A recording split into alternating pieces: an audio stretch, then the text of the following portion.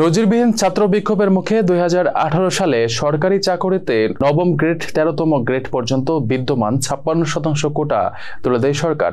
38তম BCS এর চূড়ান্ত নিয়োগের মাধ্যমে কোটার যুগ শেষ হয়। এরপর 8টি বিসিএস এর সার্কুলার হয়েছে। এর মধ্যে 5টিতে চূড়ান্ত নিয়োগ হয়েছে। বাকি 40, 45 এবং 46তম বিসিএস এর মৌখিক ও লিখিত পরীক্ষা চলছে।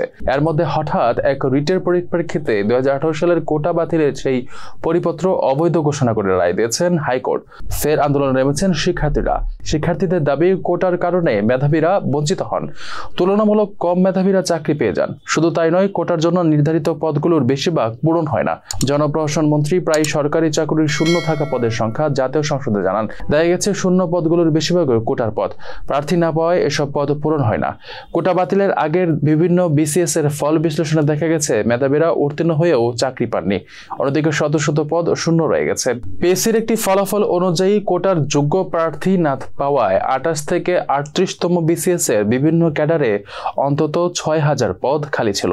এমনকি শুধু কোটার প্রার্থীদের নিয়োগের জন্য 32তম বিশেষ বিসিএস নেওয়া হলেও এই বিসিএস এও মুক্তিযোদ্ধা কোটায় 817টি, মহিলা 10টি ও ক্ষুদ্র নিগোষ্ঠীর 298টি সহ মোট 1125টি পদ শূন্য রাখতে হয়। শুধু বিসিএস নয়, রাষ্ট্রায়ত্ত ব্যাংক সহ অন্যান্য নিয়োগেও এই অবস্থা হয়।